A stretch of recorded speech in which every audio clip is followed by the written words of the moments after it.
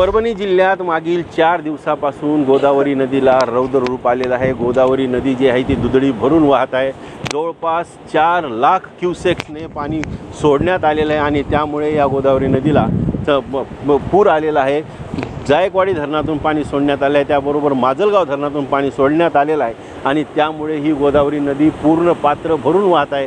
केवळ पात्र भरूनच वाहत नाही तर पात्राच्या आजूबाजूच्या शेतामध्ये ओढ्या नाल्यांनी पाणी गेलेलं आहे। जे नदीकाठी गावं आहेत त्या गावांमध्ये पाणी शिरले आहे। जवळपास परभणी जिल्ह्यातील 13 गावांमध्ये पाणी शिरलेलं आहे।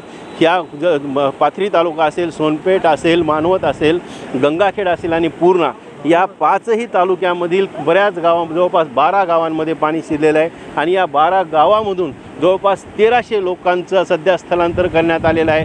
NDRFची टीम आलेली आहे, त्याचबरोबर आर्मीची टीम देखील बोलावण्यात आलेली आहे, कारण या नदीला एवढं रौद्र रूप आलेलं आहे की काही जीवितहानी होऊ नये याची काळजी मात्र प्रशासन घेत आहे। पण असं जरी असलं तरी केवळ गोदावरी नदीलाच नाही तर परभणी जिल्ह्यातून वाहणारी दुधना असेल, कसुरा असेल, पूर्णा असेल, या सर्वच नद्या ज्या आहेत ते दुधडी भरून वाहत आहेत आणि त्यामुळे जिल्ह्यामध्ये प्रचंड शेतीचं नुकसान होताना दिसत आहे।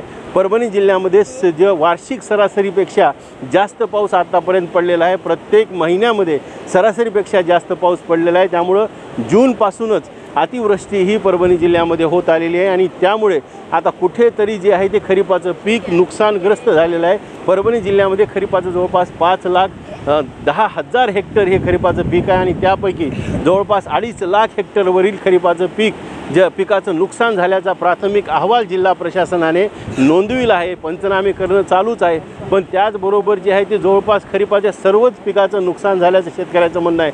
दुसरीकडे मात्र राज्य सरकारकडून परभणी जिल्ह्यासाठी 128 कोटीची मदत जाहीर करण्यात आली आहे, पण ही मदत तुटपुंजी आहे, कारण या मदतीनुसार हेक्टरी फक्त 8,500 रुपये मिळणार आहेत आणि प्रत्येक शेतकऱ्याला 2 हेक्टरचे म्हणजे जवळपास 17,000 रुपये जे अनुदान मिळणार आहे। त्यामुळे शेतकऱ्यांमध्ये संतापाची लाट आहे कुठेतरी, कारण खरीपाच्या पेरणीपासून आतापर्यंत शेतकऱ्यांचा खर्च एकरी जवळपास 50,000 रुपये झालेला आहे आणि जर त्यामुळे शेतकऱ्यांना जर नुकसान भरपाई द्यायचीच असेल तर एकरी 1 लाख रुपयाची नुकसान भरपाई देण्याची मागणी कुठेतरी शेतकरी करताना दिसत आहे, कारण खरीपाचं पीक हातातून गेलेलं आहे आणि त्याचबरोबर आता रब्बीची पेरणी कशी करायची हे देखील प्रश्न आहे। मुलांचं शिक्षण कसं करायचं हा देखील शेतकऱ्यांपुढे सध्या प्रश्न पडलेला आहे। दुसरीकडे लोकप्रतिनिधी जे आहेत ते आता शेतकऱ्यांच्या बांधावर आहेत। जे पुरामध्ये गावे अडकले आहेत त्यांना बाहेर काढण्याचा प्रयत्न चालू आहे, पण ज्या लोकांचं पुरामध्ये गावं गेले आहेत आणि ज्यांना बाहेर काढण्यात आले आणि ज्यांची राहण्याची व्यवस्था केली आहे पण त्यांच्या जेवणाची व्यवस्था देखील अद्याप योग्य प्रकारे झाली नसल्याने त्यांच्यामध्ये देखील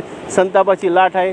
आज मदत व पुनर्वसन मंत्री जे आहेत ते मकरंदाबा पाटील हे परभणी जिल्हा दौऱ्यावर आहेत आणि ते पाहणी देखील करत आहेत, पण एकंदरीतच परभणी जिल्ह्यातील शेतकरी मात्र कुठेतरी आता सरकारकडे मोठी मदत मिळावी या अपेक्षेने थांबलेला आहे आणि त्यामुळेच शेतकऱ्यांमधून जी आहे ती चांगली मदत सरकारने करावी हीच मागणी केली जात आहे, कारण बऱ्याच वर्षानंतर ह्या नदीला एवढा पूर आला आहे, त्याचबरोबर अतिवृष्टी झाली आहे आणि अतिवृष्टीमुळे खरीपाचं प्रचंड नुकसान झाल्याचं शेतकऱ्यांचं म्हणणं आहे। नवराष्ट्रासाठी डॉक्टर धनाजी चव्हाण, परभणी।